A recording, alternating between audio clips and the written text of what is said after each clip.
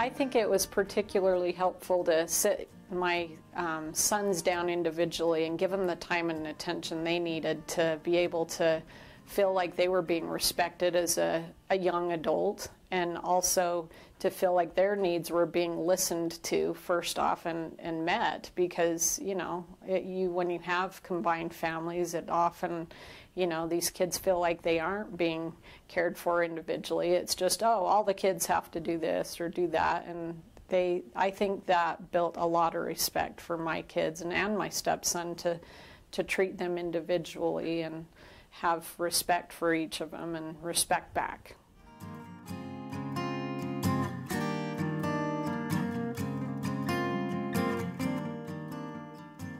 So yep, I just would spend more individual time, and that's been big for a mixed family, is finding that. We just do one-on-one. I'll take my daughter out and we go shopping and dinner, and I'll take, my sons out and we'll go to a movie or something, and they feel like more, like their needs are being met that way. Yeah, and that always helps them trust more, at least with my sons. They seem to open up a lot more. My daughter, she talks and she's vocal, so no worries. I understand her and she understands me. But the boys, I have to sit them down individually, and that's really helped them to open up. Because, I care for them. I show that I can spend time with them and that I care how they feel. And that's helpful, I think, for both of us to understand each other.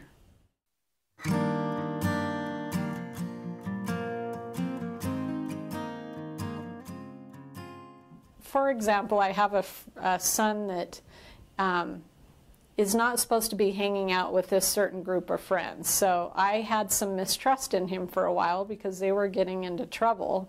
And so, it was hard for me to trust him. So what we ended up doing is we'd kind of do the check-in. Now he's hanging out with different friends, and so he'll check in with me, and I realize now that, okay, he is telling me the truth. So now I'm able to kind of release that and let him do things without having to check in all the time.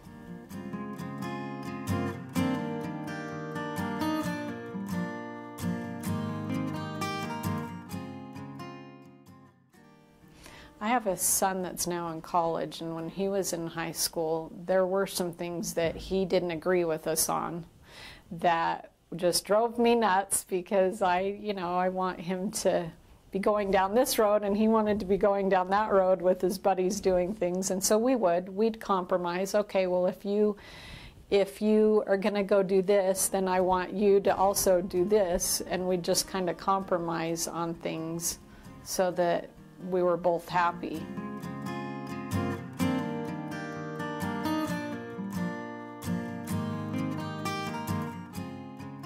I think my husband has taught me a lot about just being patient with situations, because I kind of want to fix things right away, and if we have something come up, that's been my lesson, is to be patient and try to be patient with the teenagers and not force them to do everything, because I want immediate results.